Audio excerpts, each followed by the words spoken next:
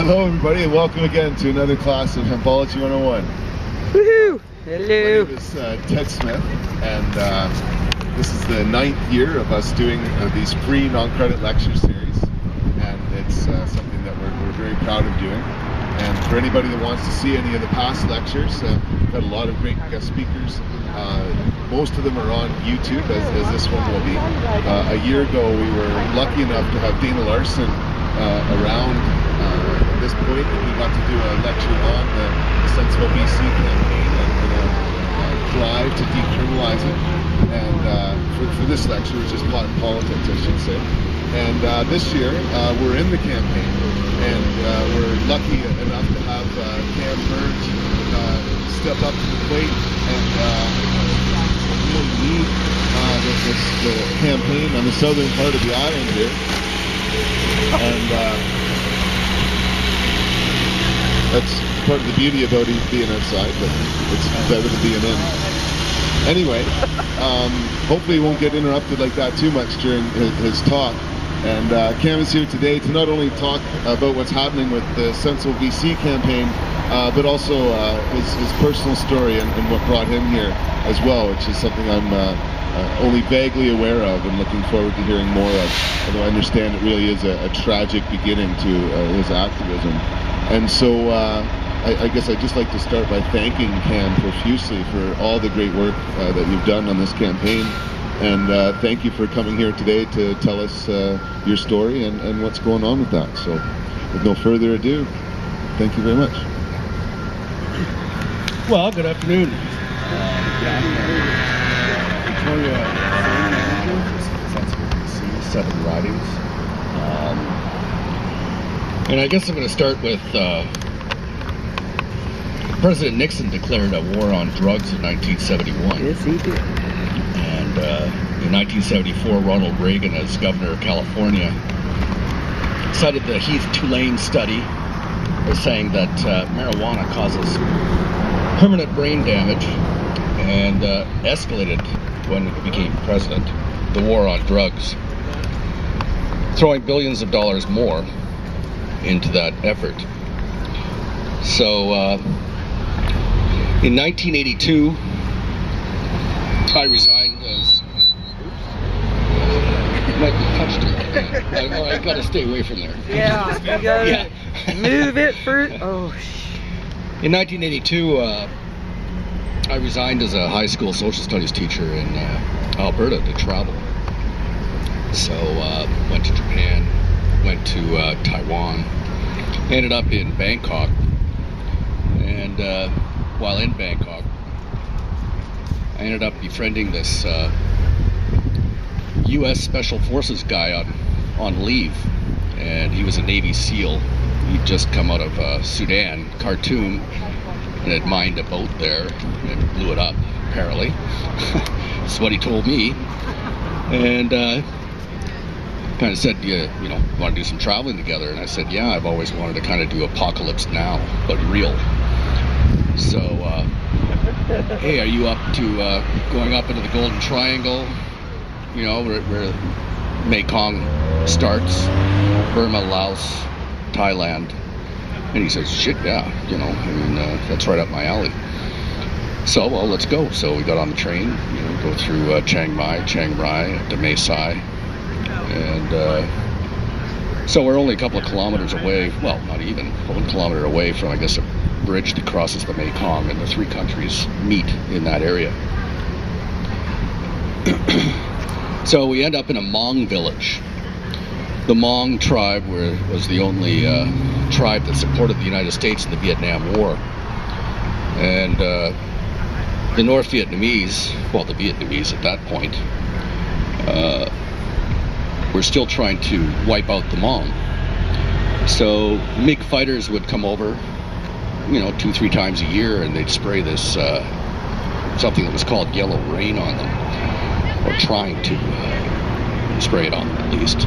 Came contact on your skin, you basically would die with about 3 days. You would just basically bleed from the inside out. So, you know, we were hearing these stories, and we were put up by the chief of the Hmong village. We slept there for 3 days. And he ended up saying, well, we started talking about some of the politics that were there, what was going on. And he said, well, the biggest thing is protecting the opium fields.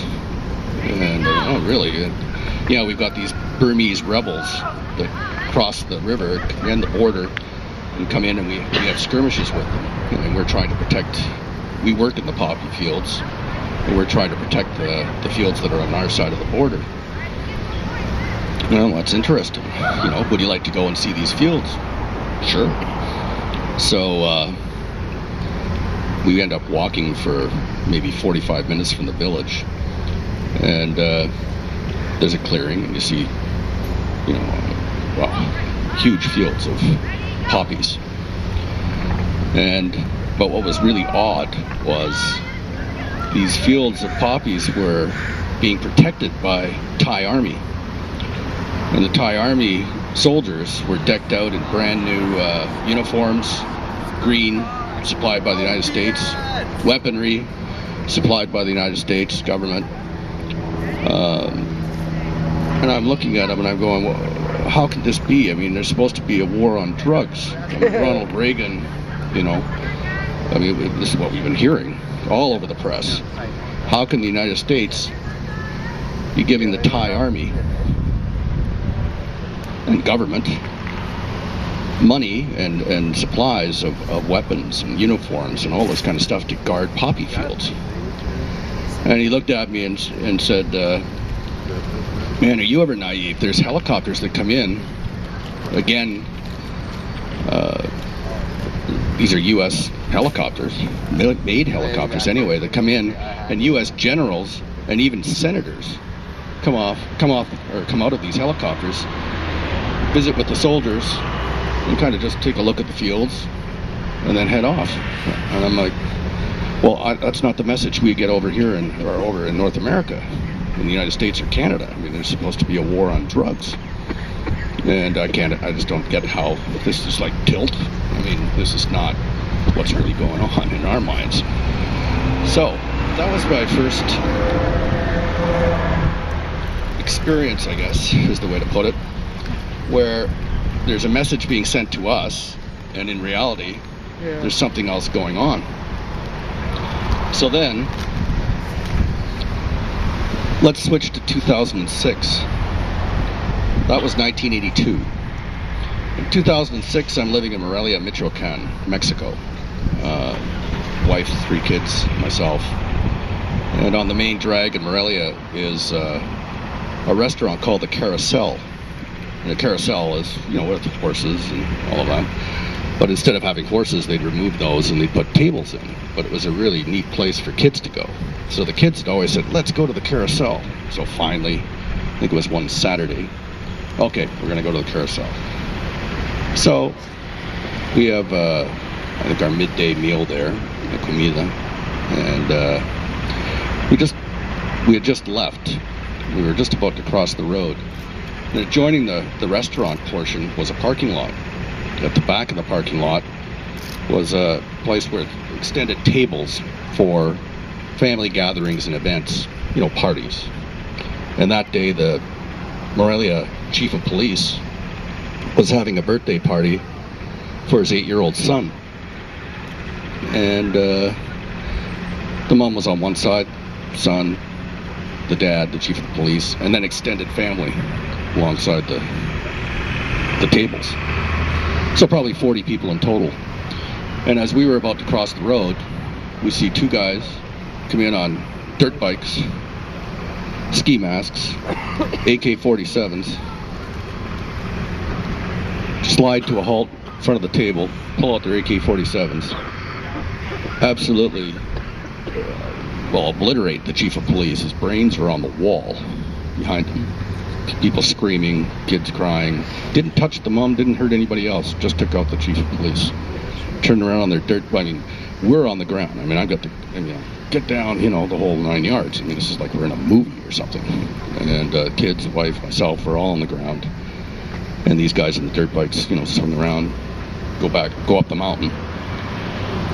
And that was really where I went, man, there is something wrong here with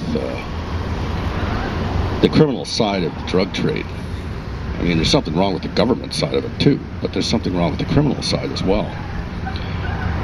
And then I'd lived in Mexico for 12 years in total, and as I began to understand what was going on in that country,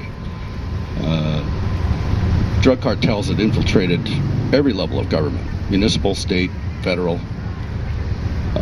They financed political campaigns, mayors, police, judges, military, all on the payroll. And in fact, in many rural areas where the Mexican government really didn't have the funds to help the people, it was the drug cartel people that were growing pot primarily. That was over half of their income, or at least the crop that produced over half of it. They were building medical clinics, they were building schools, they were providing employment. They were basically taking over portions of the territory of Mexico. And as the lawlessness in those areas continued, Mexico as a sovereign nation was called into question. So, if you're the president of Mexico, what do you do? I mean, that actually is a question to anyone here. What do you do if you're the president of Mexico and that's happening? You got large territory of your nation that you are no longer in control of. What do you do? Anybody want to offer something? Legalize it. Well, legalize it is one thing, in which actually finally happened. Personal quantities now of virtually anything, cocaine, heroin, doesn't matter what it is in Mexico, it is legal to have possession today. But that was only in, actually, I think it was 4 years ago, 3 or 4 years ago, where that finally happened. Well, what they ended up doing was they declared a war on drugs, a war on cartels, and essentially it became a civil war. And since that time, 100,000 people have died in Mexico. I mean, we don't hear about it quite that way in the press. I mean, 100,000 people, in 7 years. I mean, there are gun battles all over the place between the police and the military and cartel people. And it's really over control of a nation. The judicial system is absolutely compromised if in a country like that, and it's not the only country in the world that suffers on that side of the spectrum of fighting over institutional control over a nation because of drugs. And I think, the United States has come in to help quite a bit, and I think, so the reason why I bring up those two stories is there's two sides to this, to pot and politics. Sure. One is probably one that, if you were Mexican and you couldn't depend on your institutions, judicial system, virtually everybody was corrupt. You had no clue, you couldn't go to anyone and be guaranteed of a fair dealings with whatever it is that your problem might be. You're going to want a war on drugs. But then on the other hand, you go to a place like Thailand, or I was just in Morocco a couple of months ago. 40%, we were in a place called Chefchaouen, which is in the Keith Mountains, and 40% of the world's hashish production is there. I'm there with wife, 3 kids again, and we had dinner at a place there, and what was brought to us on a plate for dessert were 2 spliffs. Hash and tobacco spliffs, just as dessert. I mean, here we'd like to, do this. I mean, this is it's an Islamic country. They're not allowed to drink openly, but it is okay to smoke hashish, which is very interesting. So, again, that's a bit of an aside, but going back to the Thailand example, what is our government really up to? And who's benefiting from it? If you go to the LEAP website, Law Enforcement Against Prohibition, and we're fortunate to have a Vic PD police officer who is the Canadian director for LEAP, which is an international organization. On the bottom right-hand side of the Law Enforcement Against Prohibition website, you'll see a ticker, and it's ticking every few seconds, and it's piling up the number of dollars that are being spent to date this year, the number of arrests, and the percentage of arrests. Well, you can work out the number of arrests that are based on marijuana possession. And you'll see there that we're at roughly the $29 billion mark in the United States so far this year. Wow. Heading to about $40 billion this year. This is state and federal, both levels, of taxpayers' money. 1.3 million arrests, and about 650 to 700,000 of those arrests being for marijuana possession. So they're spending, at this point, close to $30 billion to put about 700,000 people in jail this year for simple possession of marijuana. And this is taxpayers' money. So, you know, it does seem like finally the people in the United States are seeing this for what it is. I've watched a couple of your previous events that you've had here, classes that you've had here. You know, there are 20 states now in the United States that have medical marijuana approved in their state. There are 2 states that have legalized, which I know you all know. So Is it does. Texas No, it's Colorado and Washington State. and Alabama and Missouri. Well, that would be medical marijuana. But the only 2 So that have would be legalized it sarcastic outright as of marijuana. January They're 1st. like the most redneck states out there. Yeah, that's true. Sarcastic legalized. Yeah. But January 1st, 2014, both Colorado and Washington, well, it was actually quite shocking because everybody figured that the federal government, led by Obama, would come down and legally block Washington and Colorado from being able to sell marijuana come January 1st, 2014, and end up putting it in some sort of a legal lockup for the next several years. And to everybody's surprise, 2 or 3 weeks ago, Obama just gave it a green light. Go for it. So it does seem like the people in the United States are waking up. Fuck yeah. So Come and get it, say motherfucker. that then comes to, I guess, Canada Fuck. and British Columbia in particular.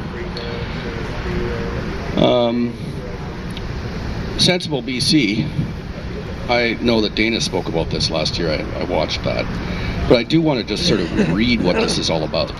And we're obviously here in BC leading this change on a provincial level to try and decriminalize marijuana on the way to legalization ultimately, which though can only be done at a federal level, not at a provincial level. So SensibleBC is proposing an amendment to the Police Act which would decriminalize the possession of cannabis in the province of British Columbia. It would stop police from searching or arresting citizens for simple possession of marijuana.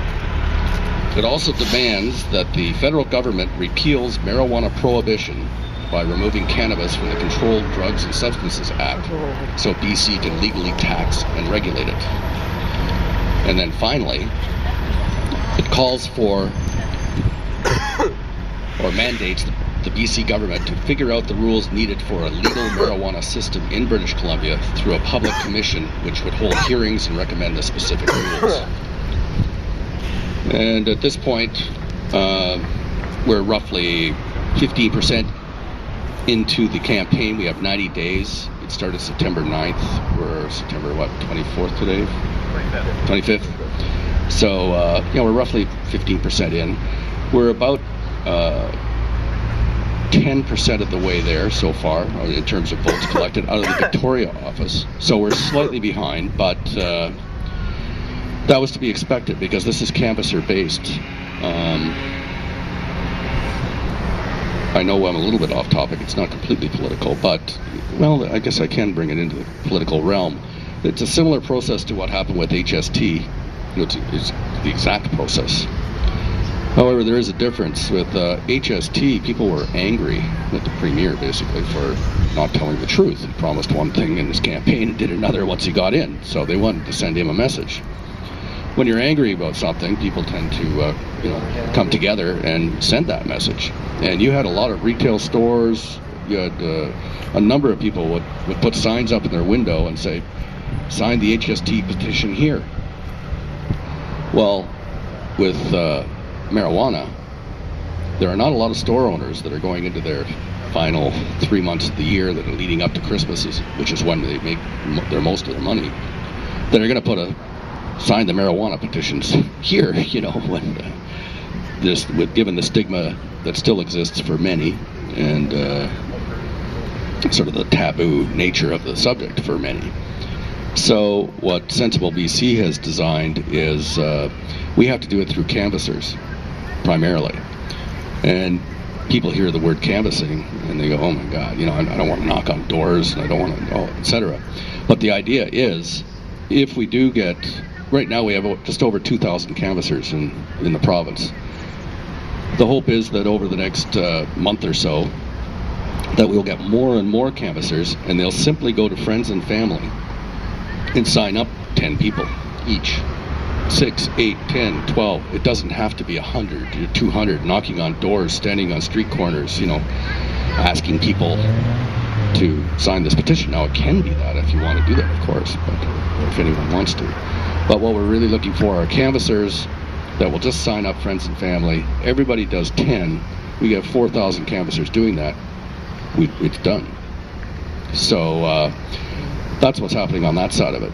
And interestingly, Justin Trudeau, as you probably all heard in the last month, has come out and just flat out said, yeah, I took a puff on my balcony when I was an MP, and with some friends. A friend of mine brought a joint over and lit it up after we ate. Yeah, I had a puff.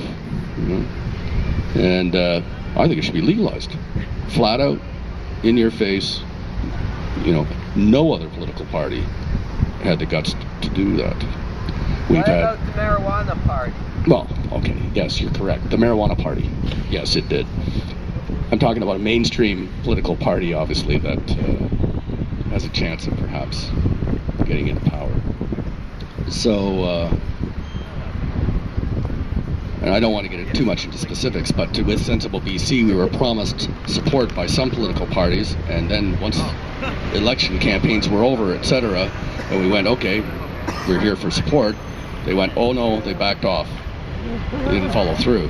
And then when Trudeau comes out with that statement, Harper took a few shots at him, and, you want this guy running your country, or, etc., and found out the public, 60% of them are in favor of what Trudeau said, and actually found it very refreshing that here's a politician that will actually tell the truth. Wasn't flip-flopping, wasn't kind of, checking which way the air is blowing today. And after a week or 10 days or so of finding out that there is no public backlash, and in fact this helped Trudeau, the SensibleBC office starts getting phone calls from these other political parties saying, where can I sign your banner? How can I support you? Which, of course, we took, but at the same time, we're kind of going, really? You were supporting it when you were running, you got in, you wouldn't support it, and now the Trudeau's come out and basically told the truth of who he is and what he believes in. Now you're on board suddenly. It'll be very interesting, as some people said later, if he became Prime Minister, for example, how is he going to be able to cross the border? Because the United States doesn't allow people that smoke marijuana into their country. So are they not going to allow the Prime Minister of Canada, if he got in, for example, to visit the United States? So, yeah, there's a question over here.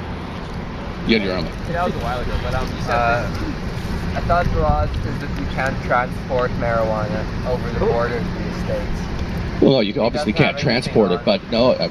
We have a riding organizer by the name of Miles Wilkinson, and probably 2 months ago, I think, roughly, in July sometime, I think. Well, just let me tell this story, and then I'll get to you. Cover of Maclean's magazine, it's time to legalize marijuana. I think it was a question. And in the second paragraph, here's Miles Wilkinson, and he's our Sandwich South riding organizer, actually. And Miles won a trip to the Super Bowl last year, and some money with it. And he's like, oh yeah. And he gets to the border, and they're like, you were convicted of marijuana possession, I don't know, I think it was like 30 years ago, a joint. We won't let you in. So he lost his trip. And that was written up in Maclean's magazine in July. So obviously you can't transport it, but if you've got a criminal record of anything on record stating that you've used marijuana, you're not legally, they don't have to let you into the country, and they're enforcing that. Well, I went to the States after I've been caught with weed. Yeah.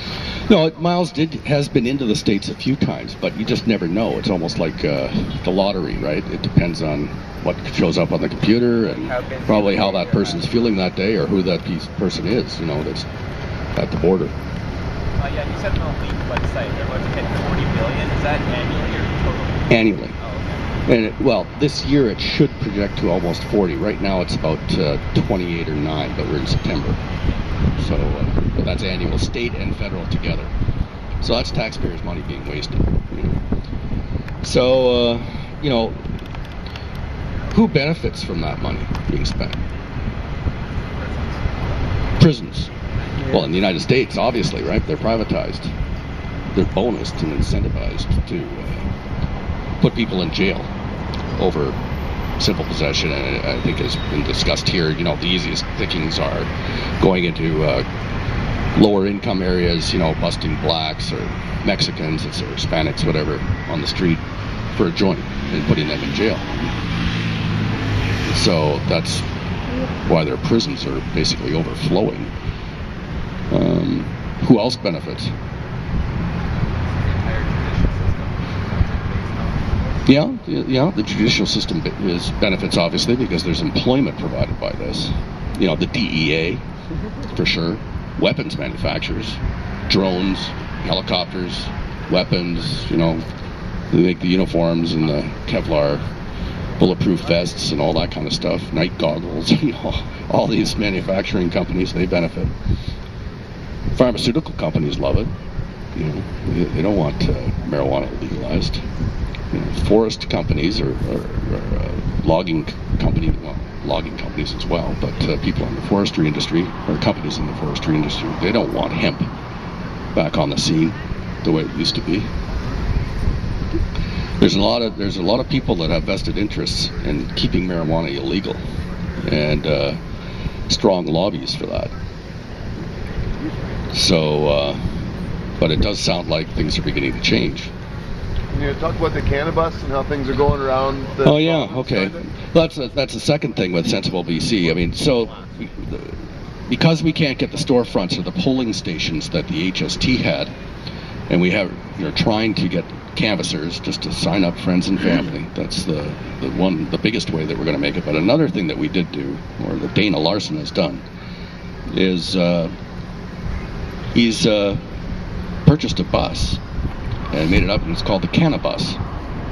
And for the last 3 weeks, he's really been focused on Vancouver because there's so many people there, and it's extremely important to. That's where the bulk of the votes or the signatures required are going to come from. But we have arranged for the Cannabis to come over to Vancouver Island on October 12th. It's going to Salt Spring on the 12th. That's the last day of the market for the season. So it's going to be a big day. That's for Sandwich North and the islands, that riding. On the 13th, it's going to be in Victoria. All the riding organizers will be discussing this at the meeting tonight for riding organizers, but all the riding organizers will have an opportunity to have the bus in their riding for, to bring awareness and to gather signatures. On the 14th and part of the 15th, it'll be up island, probably Duncan, Nanaimo, Parksville, etc. And on the 15th, on the way back through Shorts Bay, it's going to stop again in Sydney to try again and help Sandwich North and the islands that riding, because it's a little more out of the way. So that's another strategy that's been put together to help the SensibleBC campaign. So, I mean, this is a very, I mean, pot and politics is a huge subject. I think that you guys, you know, I've watched several of your videos, and I think that you've touched on an awful lot of those subjects, or parts of it in the past, you know.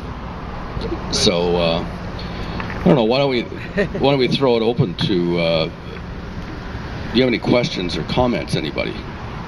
I mean, you know, where I'm coming from is that it goes beyond what's affecting us here.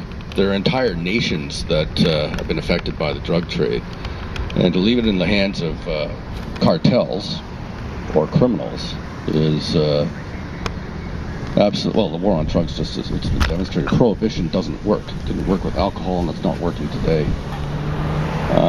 We've had people come into our office on Yates Street saying, "What about the youth? You know, why would you legalize marijuana? I mean, this is really bad for our kids." And I sit back and go, well, I got 3 teenagers. You can walk up to any one of them and say, what's easier to get? Pot, tobacco, or alcohol? And right away they're going to say pot. I mean, tobacco and alcohol are regulated. You know, you can maybe find somebody to bootleg for you, but it's a little, I mean, of course they're going to find some, but it's going to be, it's more difficult. Pot, you can get anywhere. You know, I mean, an 11-year-old can buy pot. You know, so that's what I say to them. Why would you not want marijuana regulated, decriminalized, ultimately legalized and regulated?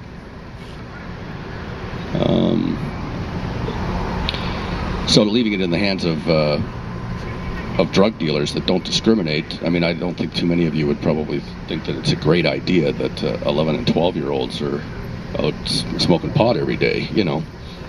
I mean, they're not,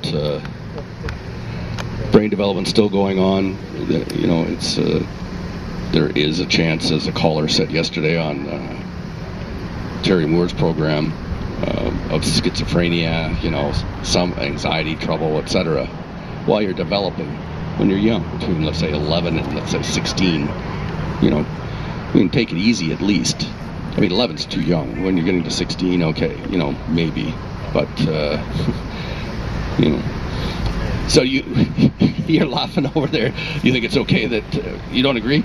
Or do you think that's a little, yeah, you do agree? I was wondering because maybe I'm wrong. I mean, I'm no medical doctor, so I could be wrong, but I think it stands to reason that it's probably not a good idea to be encouraging 11 and 12-year-olds to be smoking pot every day. And a drug dealer, though, isn't good. Hey, it's all about money. They're not going to say no. So regulation is absolutely the way to go. Any other comments or questions or anything? Any areas you want to talk about in this subject?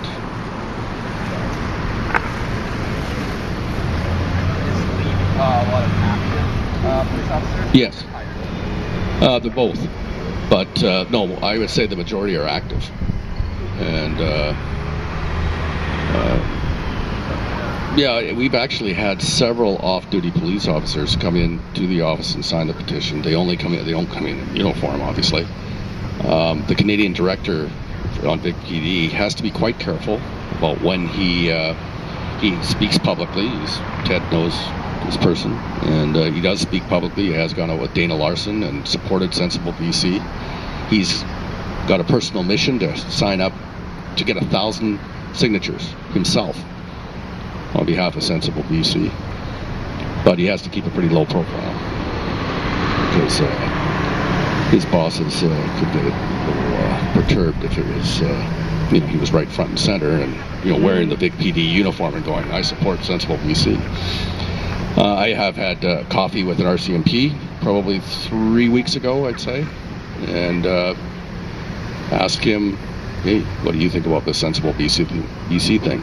And he said, well, we probably are the same as the 76% of people that have been polled in British Columbia that are in favor of the decriminalization of marijuana, in favor of SensibleBC and leading toward legalization. Probably about 76% of the people on the force, the RCMP at the federal level, are also in favor of it. We think it's a complete waste of money and our time.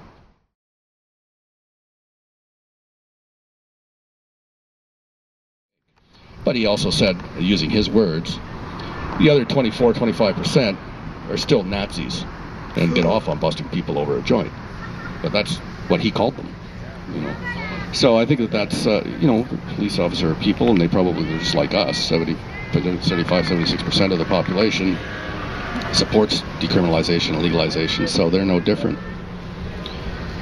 And I think it's the same thing on Vic PD. But it is interesting that, I think this is a statistic that's been said here before, but I'll repeat it, that the number of busts for simple marijuana possession between 2005 and 2010 in British Columbia doubled,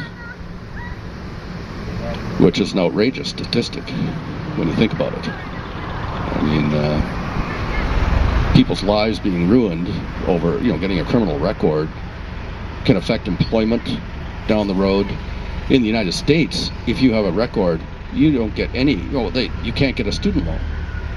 If you've been busted for a joint, that's it. You're not allowed to vote. You're not, but you're not allowed to vote. You can lose the vote. I mean, it's ridiculous what happens. And they wonder why their jails are overflowing.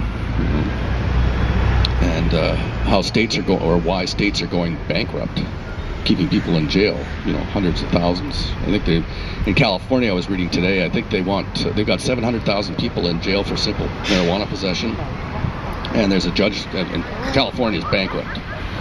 And there's basically a mandate supported by a judge, and I think from a politician, saying we got to empty the jails of 700,000 people that are costing us about $80,000 a year. The taxpayers. You wonder why we're bankrupt. Why are we keeping these people in jail for a joint? $78,000 per person a year. Dollars. $80,000 a person. It's $80,000 per person per year to keep them in jail. Yeah, so that's close to $600 million. So, it's an outrageous amount of money that the taxpayers are footing the bill for over a joint. I mean, as you know, how many people die from marijuana each year? It's correct, it's zero. What harm? It's a passive drug. It's not like alcohol. You're not having domestic disputes, murders, car accidents, all this kind of stuff that goes on with something like alcohol. But there's a lot of people that are making a heck of a lot of money off of this, of having them in jail. So that's the lobby that you got to overcome. So how can people help out with the campaign? So how can people help out with this campaign? Well, as I said before, the biggest and best thing you could do is to sign up as a canvasser. You fill out a piece of paper. It's sent into Vancouver. Dana signs it.